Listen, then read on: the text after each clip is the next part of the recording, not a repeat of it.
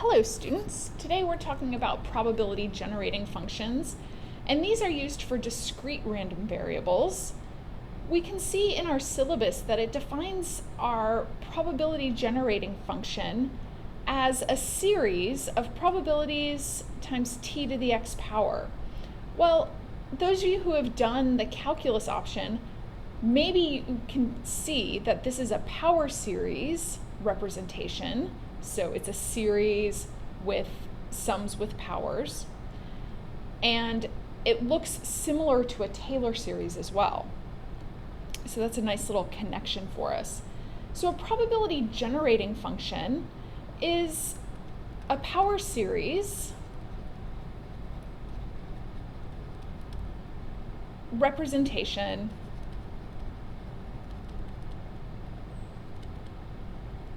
of a probability mass function, and that's really just a way of saying it's a representation of all possible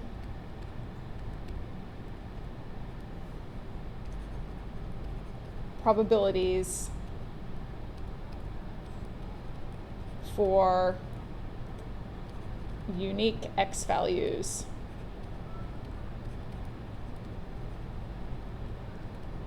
in a discrete distribution.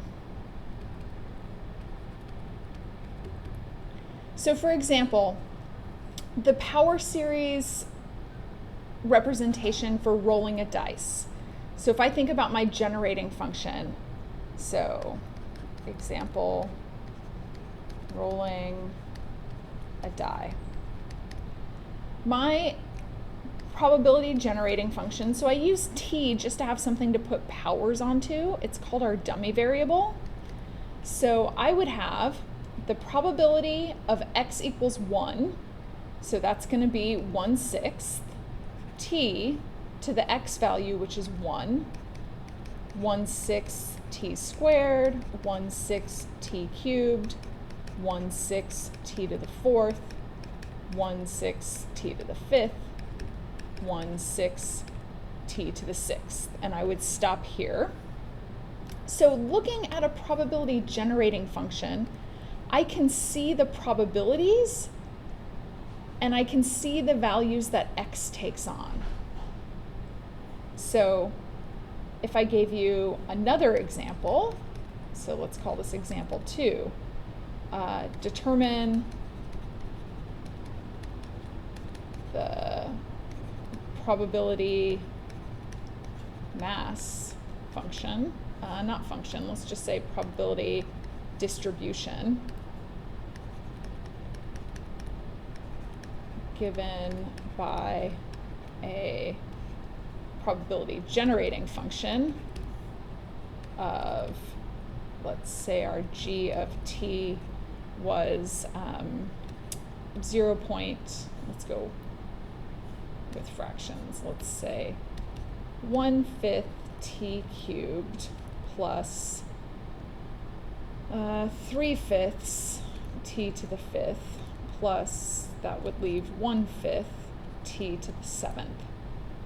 So in this case, I would know that x could take on the values of 3, 5, and 7, and the probability of each of those things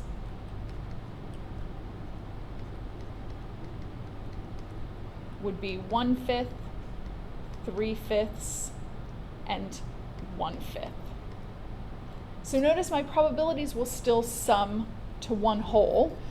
These powers they don't need to skip evenly. Here we went by 1s, by 2s. That was just random. It doesn't need to be that way.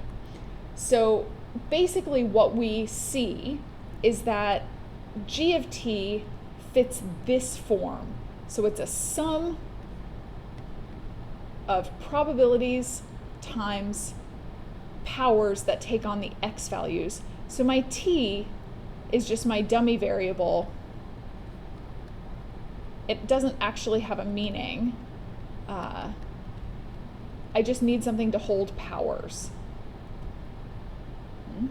So that's my introduction to a probability generating function. I'll be back in the next video for example 1.